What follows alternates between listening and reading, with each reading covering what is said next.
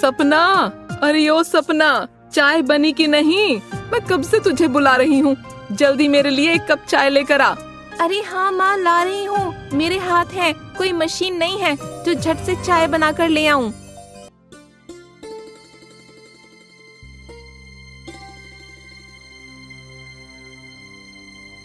ये लो माँ, तुम्हारी चाय।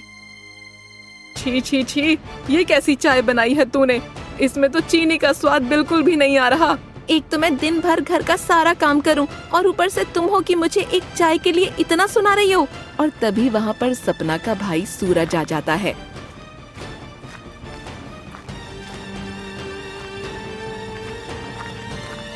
सपना, मुझे बहुत तेज प्यास लगी है, जरा मेरे लिए एक गिलास पानी तो लेकर आना। लो, आ गया एक और हुक्म महाराज का। मैं तो तंग आ गई हूँ काम कर करके। तुम मुझे एक गिलास पानी लाकर दे देगी तो क्या तेरे हाथ पैर टूट जाएंगे हैं? अरे तुम दोनों लड़ना बंद करो। वैसे ही मेरा सिर दर्द से फटा जा रहा है, ऊपर से तुम दोनों को लड़ना झगड़ना शुरू करना होता है बस। अरे माँ, आप सूरज भैया से क्यों नहीं कहती कि ये शादी कर लें? मैं अब और काम नहीं कर सकती। हाँ बेटा, सपना बिल्कुल सही कह रही है। तुझे अब शादी कर लेनी चाहिए। अगर घर में बहू आएगी तो वो घर के काम में कुछ हाथ मटा लेगी। अरे माँ, अब तुम भी इस सपना की बातों में आ गई। मुझे अभी शादी नहीं करनी। इतना कहकर सूरज वहाँ से चला जाता है। अगर मैंने भी इसकी शादी न करवाई ना तो मेरा नाम भी विमला नहीं।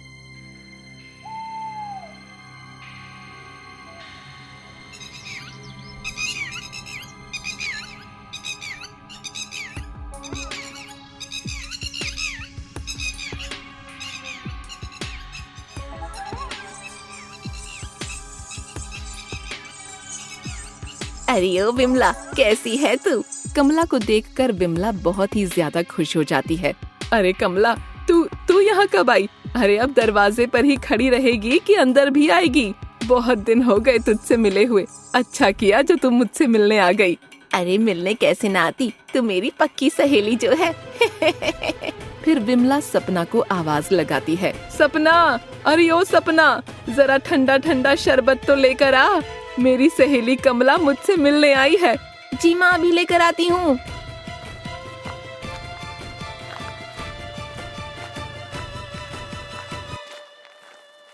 ये लीजिए आप दोनों का ठंडा ठंडा शरबत। अरे ओ विमला, ये सपना क्या तेरी बहू है? अरे नहीं नहीं कमला, ये तो मेरी बेटी सपना है। मेरे बेटे ने अभी शादी नहीं की है। मैं उसको कितना समझाती हूँ, लेकिन वो है कि मेरी बात सुनता ही नहीं।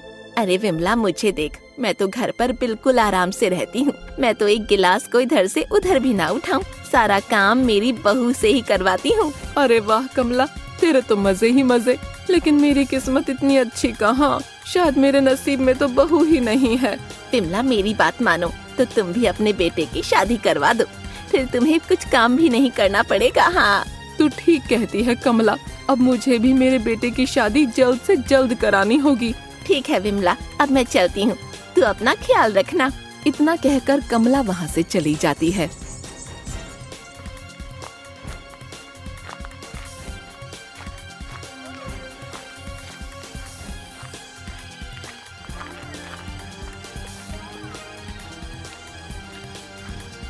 अरे बेटा, तू आ गया। रुक, मैं तेरे लिए अभी पानी लेकर आती हूँ। ये आज माँ को क्या हुआ? रोज तो मुझे कहना पड़ता है पानी के लिए, और आज खुद पानी लेने गई है। ये ले बेटा, पानी पी। तू काम से आके बहुत थक गया होगा ना। कुछ देर बाद सूरज विमला से कहता है। अरे माँ, तुम्हारे हाथ में ये किसके फोटो है? बेटा, मैंने तेरे लिए कई लड़कियाँ पसंद की हैं। तू इन फोटो में से देखकर बता, तुझे कौन सी लड़की पसंद आई?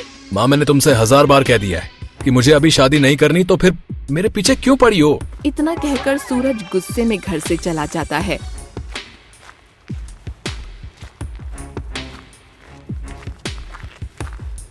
माँ भी ना हर वक्त मेरी शादी के पीछे ही पड़ी रहती है। सही समय आने पर मैं शादी कर लूंगा।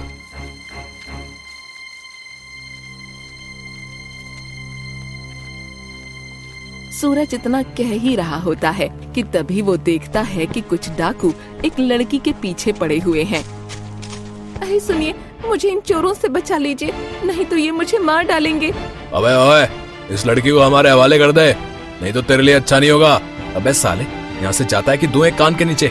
अबे लगता है तू ऐसे नहीं मानेगा, तुझे सबक सिखाना ही होगा। कृपा करके मुझे इन चोरों से बचा लीजिए, नहीं तो ये मुझे छोड़ेंगे नहीं। अरे तुम बिल्कुल भी चिंता मत करो, इन चोरों को तो मैं अभी सबक सिखाता हूँ। अरे कोई बचाओ, अरे कोई हमें छोड़ दो। अब भैया हम आइंदा आपसे कभी चोरी नहीं करेंगे।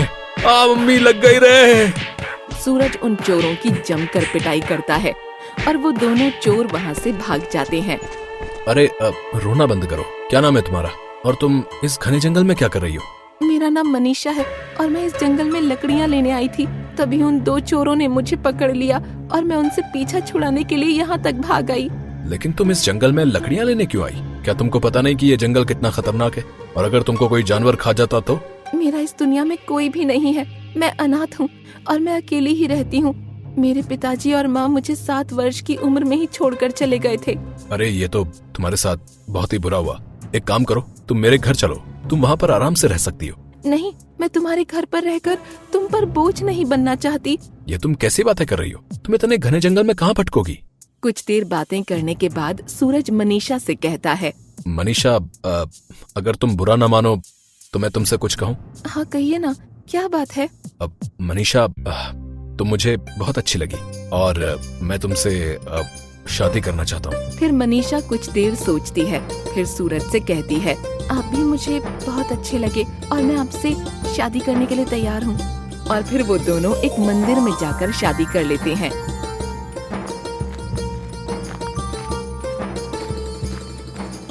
अरे माँ, जरा बाहर आकर तो देखो कौन आया है। अरे ये क्या, क्यों इतना गला फाड़कर चिल्ला रहा है? विमला उन दोनों को देखकर बहुत ज्यादा हैरान हो जाती है। सूरज, तेरे साथ ये लड़की कौन है? क्या तूने शादी कर ली? हाँ माँ, मैंने शादी कर ली है।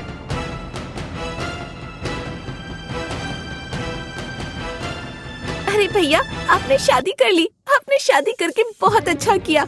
अब मुझे घर का काम तो नहीं करना पड़ेगा। रुकिए, अभी मैं आरती की थाली लेकर आती हूँ। फिर सपना उन दोनों की आरती उतारती है और वो दोनों घर के अंदर आ जाते हैं। कि सूरज किस लड़की को पकड़ लाया? ना कोई दहेज लाई है, ना कोई पैसा।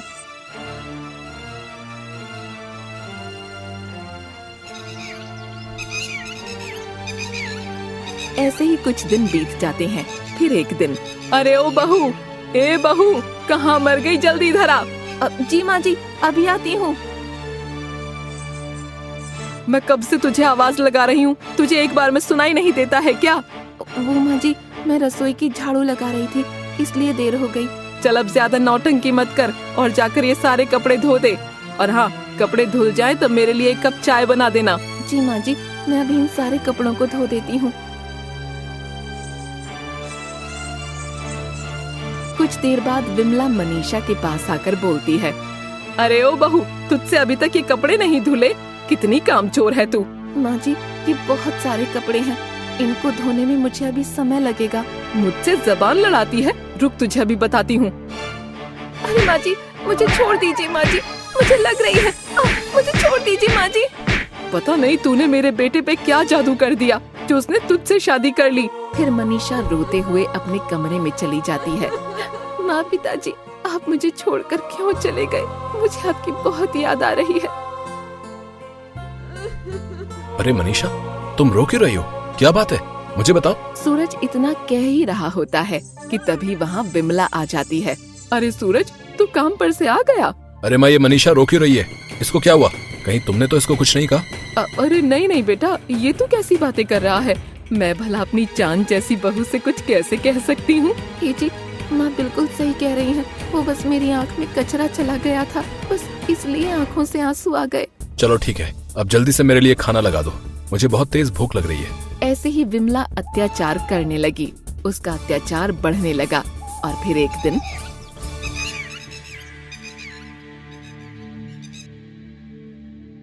अरे नहीं, ये मैंने क्या कर दिया? मेरे हाथ से तो ये गुलदस्ता टूट गया। अगर माँ ने ये सब देख लिया तो वो मुझे छोड़ेगी नहीं। मुझे जल्दी कुछ करना होगा।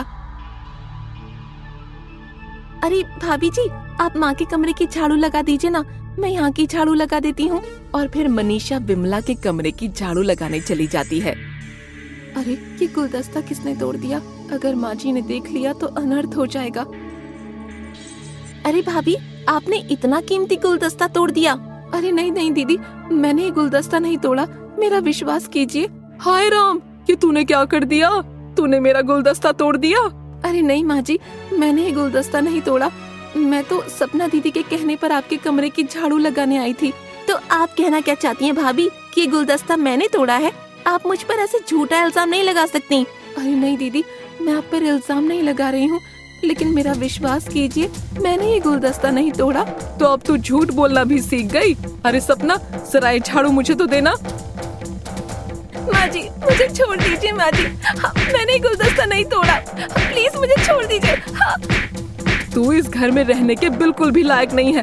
तू इस घर को छोड़कर चली जाए यहाँ से। और फिर विमला मनीषा को धक्के मारकर घर से निकाल देती है।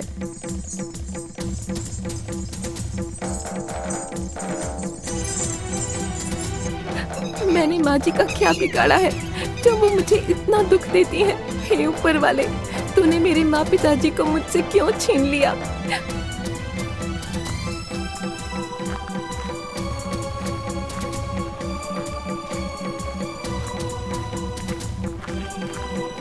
अरे माँ, मनीषा कहाँ गई? वो दिखाई नहीं दे रही। अरे बेटा, अब मैं तुझे क्या बताऊं, वो इस घर को छोड़कर भाग गई। क्या मनीषा इस घर को छोड़कर भाग गई? लेकिन क्यों?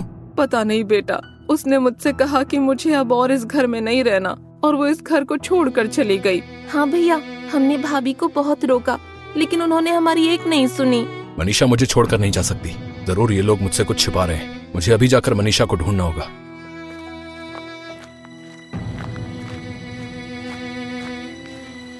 मुझे अब और नहीं जीना, मैं इस नदी में कूदकर अपनी जान दे दूंगी। जैसे ही मनीषा नदी में कूदने के लिए जा रही होती है कि तभी वहाँ सूरज आ जाता है। मनीषा, तुम ये क्या कर रही हो? क्या तुम्हारा दिमाग खराब हो गया? मुझे छोड़ दीजिए, मुझे मर जाने दीजिए, मैं अब और नहीं जीना चाहती। मनीषा, रोना बंद करो और मुझे बताओ कि आखिर बात क्या है। फिर मनीषा ने सूरज को सारी बात बताई।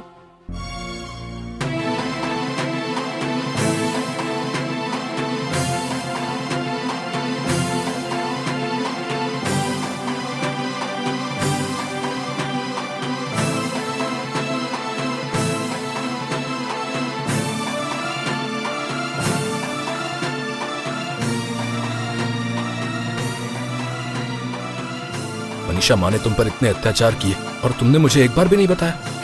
अगर मैं आपको बताती तो क्या आप मेरी बात पर विश्वास करते? बहुत हो गया, मैं माँ और सपना को छोड़ूंगा नहीं। तुम मेरे साथ चलो।